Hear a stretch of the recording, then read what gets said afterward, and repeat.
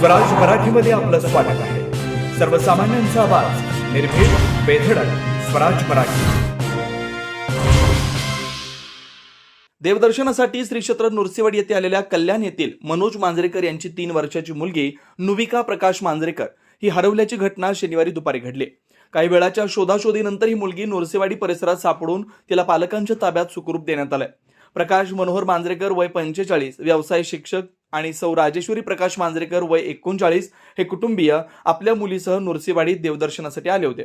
दर्शनानंतर ते पुढे सिद्रापूर येथील गणपती मंदिरात गेले। मुलगी नुविका हरवली, त्यांनी तात्काळ परिसरात शोधाशोध सुरू केले।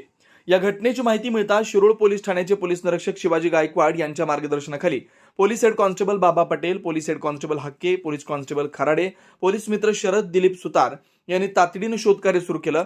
त्याचबरोबर देवस्थानचे विक्रांत पुजारी, कर्मचारी अभिजित शिंदे यांनीही मदत केली। सामूहिक प्रयत्नांमुळे काही वेळातच हरवलेली मुलगी सापडली। मुलगी नुविका ही पूर्णपणे सुरक्षित असून तिला तिच्या पालकांच्या ताब्यात देण्यात आलंय। या प्रसंगी पोलिसांनी दाखवलेली तत्परता व दक्षता कौतुकास्पद ठरली आहे। पालकांनी पोलिसांचं व देवस्थान कर्मचाऱ्यांचं मनपूर्वक आभार मानलेत।